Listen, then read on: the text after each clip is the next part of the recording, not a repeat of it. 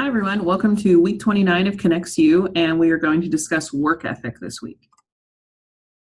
Your weekly objective for the week, we hope that by the end of this week, you can say that I can demonstrate or provide evidence of my strong work ethic. First things first, it's what is work ethic? And it's described as the principle that hard work is intrinsically virtuous or worthy of reward. In other words, people with a strong work ethic know that it's just important to work hard. It's important to be a hard worker because that's just what we're supposed to do. And then you're rewarded in other ways for your hard work. One other way I like to put it, rise and grind, sunshine. So good things happen to people who get up, go out there and work hard, because nothing happens to people who are waiting around for it to happen to them. You have to have strong work ethic and go out there and get it.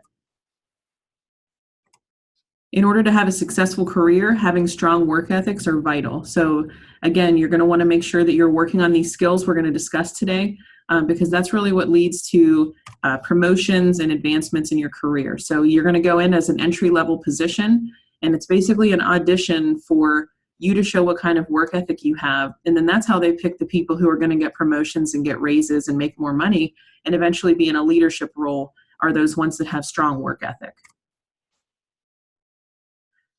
Some elements of a strong work ethic. The first one would be professionalism. So making sure you wear the proper attire.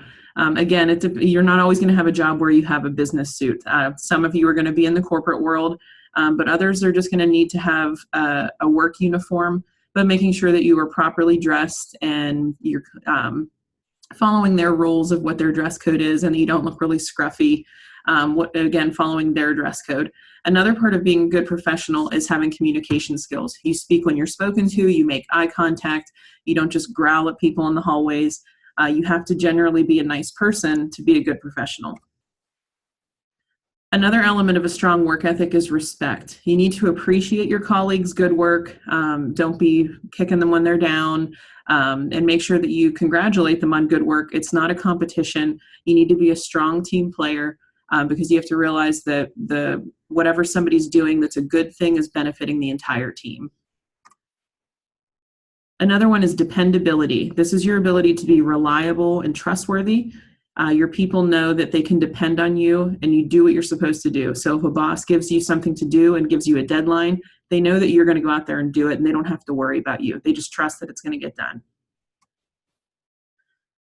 Another element of strong work ethic is dedication, knowing that you're going to work harder than most and you're going to put in that extra effort to learn new things, not because you have to, but because you generally want to.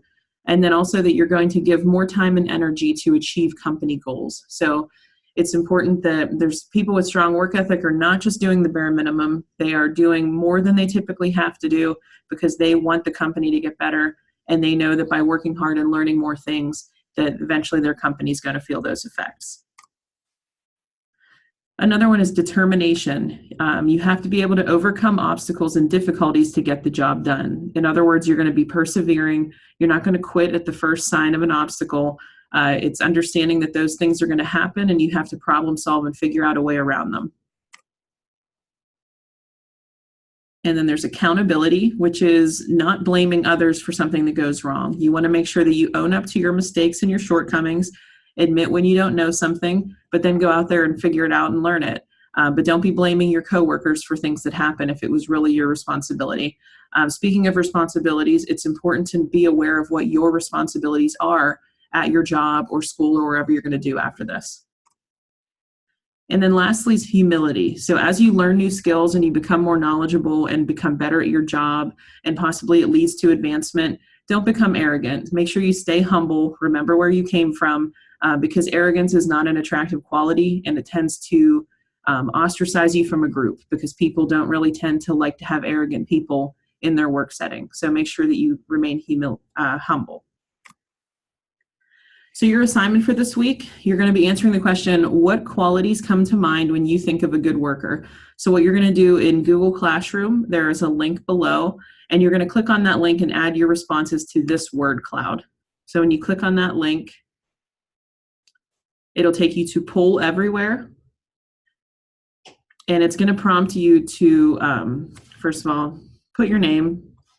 I'm going to skip mine. because I've already entered. And it's going to prompt you to say, what quality do you think good workers exhibit?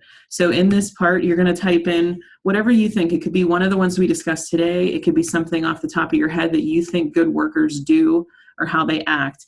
And then you're just going to submit your response. Okay. And then when you do that, go back into Google Classroom and mark it as done. All right. If you have any questions, let us know.